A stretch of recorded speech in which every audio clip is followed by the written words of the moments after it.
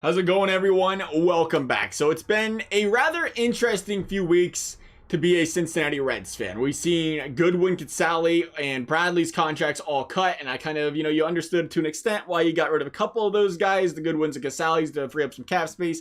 Bradley, on the other hand, the Reds, clearly were struggling in the bullpen to start last season, and we brought in Bradley and Iglesias, another guy that's, now being shipped out the door. You thought those guys could help this bullpen and help one of the problems that was causing this team to lose games. Besides the fact that they could only hit home runs to score runs, the bullpen was another problem that stood out here for the Reds. And then we see, again, raisel, Iglesias get traded as well here. And now we're starting to hear reports swirling of the Reds still gauging interest in a trade featuring Sonny Gray. And when you piece everything together here, it doesn't make a lot of sense. When the Reds traded for Bradley, they already knew about all the, the economic concerns, the impacts of the pandemic, everything along those lines. Bradley was a midseason trade. Now, on the flip side of that, they did have their biggest spending free agency in franchise history pre-COVID, where they didn't expect the pandemic, they didn't expect to have no fans, all that stuff going on. So you understand where there could have been a little bit of a financial strap in there because of what happened after the pen's been put to paper for all these guys.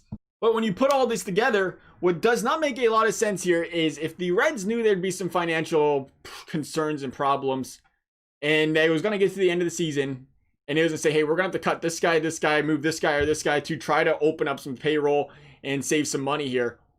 Why would you go out mid-season and trade away prospects in return to get players back?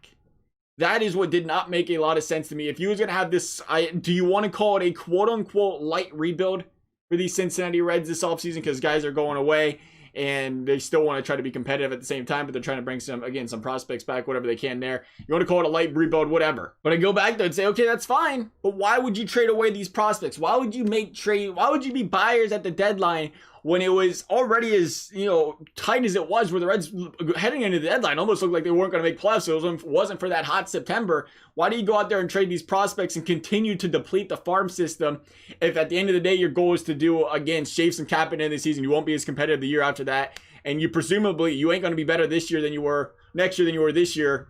I mean, you shouldn't presume it, but I'm just saying from a, perspective, when you're selling off players at the offseason, you're assuming, okay, we're going to get rid of some solid players here. We won't be technically as good this year as we was, or next year as we was last year. All this happening after we're seeing Dick Williams resign and Krell taking over. And it almost makes you wonder if there was some sort of disconnect taking place there.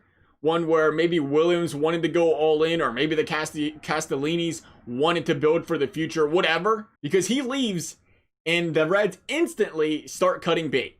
I thought it was an interesting talking point. It almost feels like it. Maybe it's just a quick 360. Again, you talk about the financial, and they said, okay, we have to reverse directions. As a Reds fan, you don't want to see it because you want to see this team be competitive. Or I personally, be competitive going to a full-out rebuild. But it feels kind of disconnected right now. We'll see. We got a lot of offseason to go. There's still free agency to go through. Never know what these Reds are going to do. We'll see. Time will tell. Love to hear you guys think. As always, thank you guys for watching. We'll see you next time.